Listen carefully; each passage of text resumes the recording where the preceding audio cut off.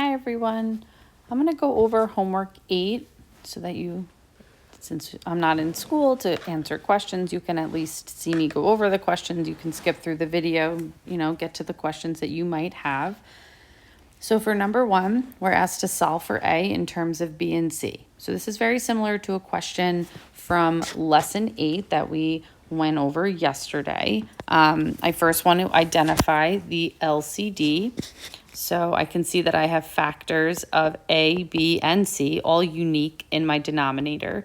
So my LCD needs to include all of them. So the first thing I'm going to do is think about creating common denominators.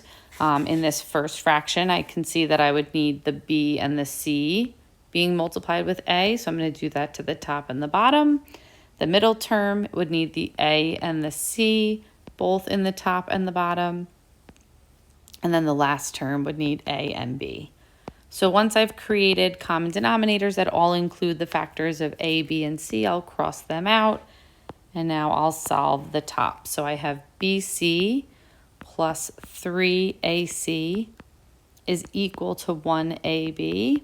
And again, my goal, trying not to lose sight of that, is to solve for A. So if I'm trying to solve for A, I can see right now I have A in two different terms, and they're on opposite sides of the equal sign. So I am going to take a step to subtract this 3AC term to the other side. So at least my terms with A are together. So I end up with BC is equal to AB minus 3AC.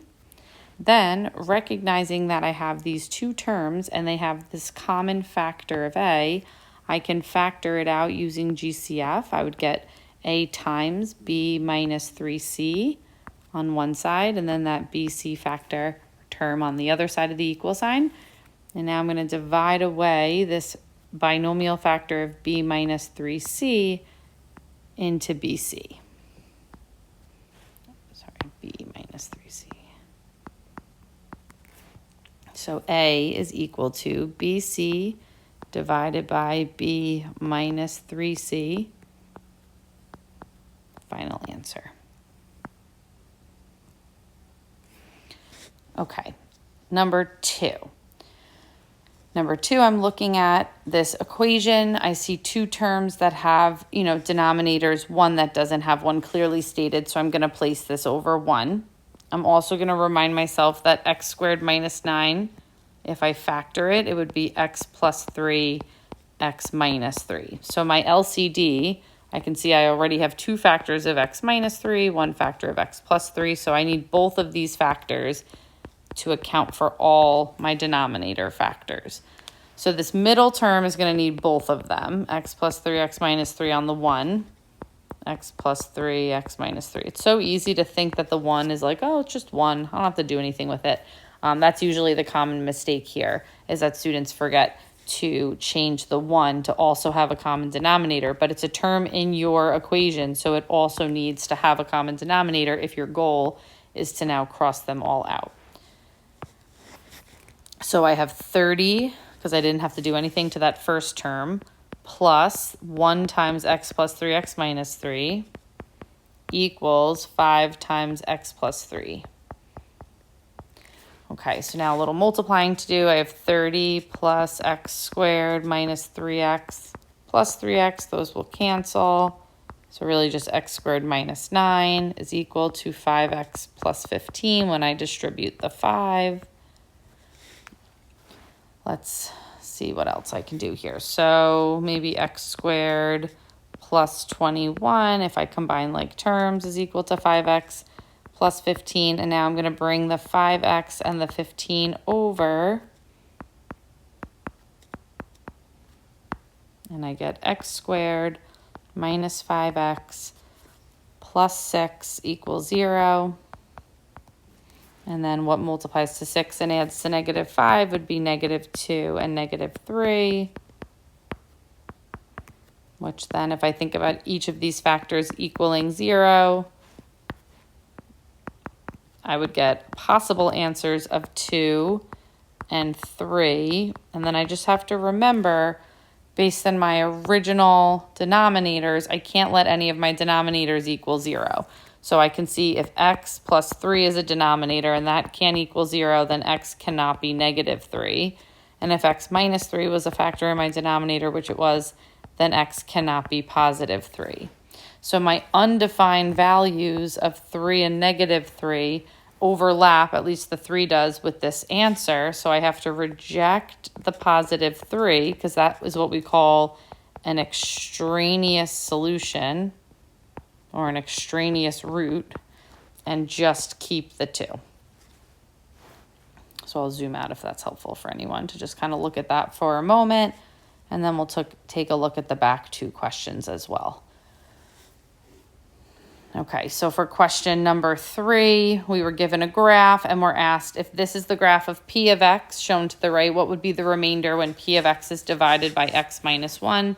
So just to remind ourselves, if we're dividing by some divisor, the remainder theorem says if we take the 0 of the divisor, which in this case would be positive 1, and we plug that into the function, it would at least give us the remainder. Or if we get 0, that we have no remainder, right? It tells us whether or not we have a factor of the function.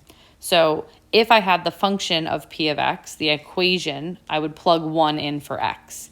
But since I don't have that, I need to figure out, okay, well, when x is 1, what is y? So on a graph, that would just look like me finding 1 on my graph, which is here, finding my actual function, which is all the way up here, where y is 3. So if the point 1 comma 3 is on this graph, that means when x is 1, y is 3. So the remainder would equal 3. And then this last question is a review of our second day on synthetic. We have a function f. We're being told that f of 2 equals 0, which, just to remind ourselves, that means x minus 2 is a factor of f of x. They also gave us here a missing coefficient. So the first thing I'm going to do is take a moment to use f of 2 equaling 0, plug in 2. Right, so 2 is going to get cubed minus 3 times 2 squared plus this b that I don't know times 2 plus 84. Set this whole thing equal to 0 because that's what they told us up here, that f of 2 equals 0. Simplify each term here. So I have 8, 4 times negative, that would be negative 12, 2b plus 84. Add maybe all the terms here that are not the 2b. If you add them all together, you should get 80. Yes, 80.